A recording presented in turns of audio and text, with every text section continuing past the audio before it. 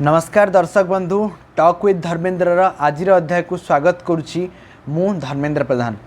दर्शक बंधु मु काली आपण पाखु आसीपार नी कि व्यक्तिगत कारण नहीं किंतु मु पुणी थे आज आपण सामने आज दिन गुरुत्वपूर्ण खबर और कालीर गुरुत्वपूर्ण खबर सह पुणी थे हाजर होती। दर्शक बंधु मु आपन कालीर गुरुत्वपूर्ण खबर को टिके चुंबक कहीदेवा चाहूँगी। दर्शक बंधु काली दिनर सबुठारु बड़ गुरुत्वपूर्ण खबर ये थिला जे 1999 मसीह जो खणी दुर्नीति होता से सेतबलर केंद्र खणी राष्ट्रमंत्री दिलीप राय को स्वतंत्र सीबीआई कोर्ट दोषी साब्यस्त कर जार राय घोषणा अक्टोबर 14 को धार्य होईछि। सेतबले केंद्रमंत्री जे थिले से झारखंडर दुईटी खणी पाई अहेतुक अनुकंपा देखैथिले बोली जहाँ अभियोग आसला। यह नहीं 2017 मसीह चार्जसीट दाखल करथिला कोर्ट रे चार्जसीट दाखल होता और जार शुणाणी करी दोषी साब्यस्त करछंती सेतबलर केंद्र खणी राष्ट्रमंत्री दिलीप राय एवं अन्य दुई अधिकारी को आमे जहाँ गोटे ये जिनस हेबा द्वारा पाखापाखि कहीपर कि दिलीप राय राजनैतिक क्यारियर अवसान घटी जाइछि। कारण से 2019 रे मध्य निर्वाचन लड़ी नथिले एवं यही घटना आसिया परे वर्तमान अपेक्षा रही कोर्ट कौन राय देउछंती। कारण से राय को समस्त अपेक्षा करछंती जे राय रे तांको कौन दोष तांकर दंड कौन रहिबो। दर्शक बंधु आज गुरुत्वपूर्ण खबर को आसबि। आज सबुठारु बड़ गुरुत्वपूर्ण खबर यही जे जो बॉलीवुड ड्रग्स लिंक मामला रे गिरफ होता अभिनेत्री रिया चक्रवर्ती सहित दुई जन को जामीन प्रदान करछंती बॉम्बे हाईकोर्ट। एमान को शर्तमूलक जामीन देइछंती बॉम्बे हाईकोर्ट। बॉम्बे हाईकोर्ट कहिछंती जे रिया 1 लाख टंकार व्यक्तिगत मुचालिका देबे एवं प्रत्येक 10 दिन रे आसी थाना रे हाजिरा देबे एवं बिना अनुमति रे से मुंबई रु बाहर को जाई परिबे नहीं।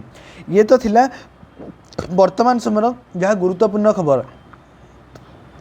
यह सब से निजर पासपोर्ट दाखल करने कोर्ट कहिछंती गत सेप्टेम्बर 9 तारीख रे जहाँ कोर्ट गत सेप्टेम्बर 9 रे एनसीबी तांकु गिरफ करथिला। प्राय आज को 30 दिन तले पाखापाखि 30 दिन जेल रहिया परे संध्यारे से जेल लु मुक्ली पारंती। किंतु गत काली जेतु तांकर न्यायिक अवधि शेष होता स्वतंत्र एनडीपीसी कोर्ट तांकर जामीन अवधि को तांकर हेफाजत अवधि को जहाँ अक्टोबर 20 पर्यंत वृद्धि करथिले माने आहुरी किसी दिन वृद्धि कर देथिले।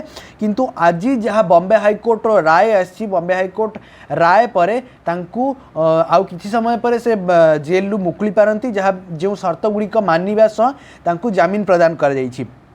तेबे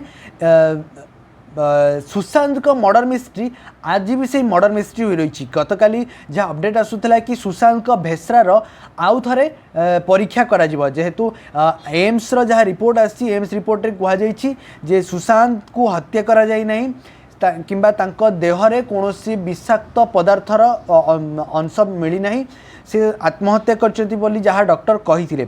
तो वर्तमान ये ड्रग्स लिंक भितर सुशांत का मृत्यु मामला लुचि जाइए।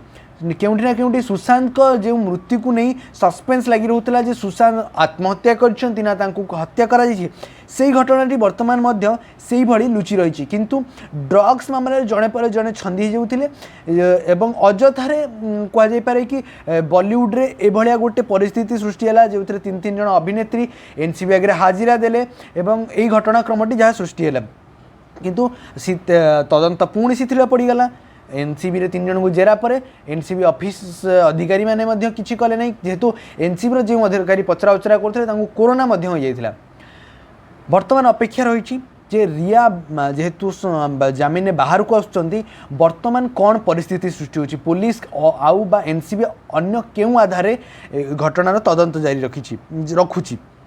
दर्शक बंधु ये तो थिला आज दिनर गुरुत्वपूर्ण खबर और कालीर गुरुत्वपूर्ण खबर। जेहेतु मु काली आपण मान सामना को आसी पारि नथिली सेथिमे 2 दिनर गुरुत्वपूर्ण खबर आपण सामने विश्लेषण कली। दर्शक बंधु जदि आपण को वीडियोटी भल लगी तेबे यहाकू शेयर करेंगे लाइक करेंगे और धर्मेंद्र प्रधान चैनल को सब्सक्राइब करेंगे। तेबे आज तो मते विदाय दिंतु रहुछि नमस्कार।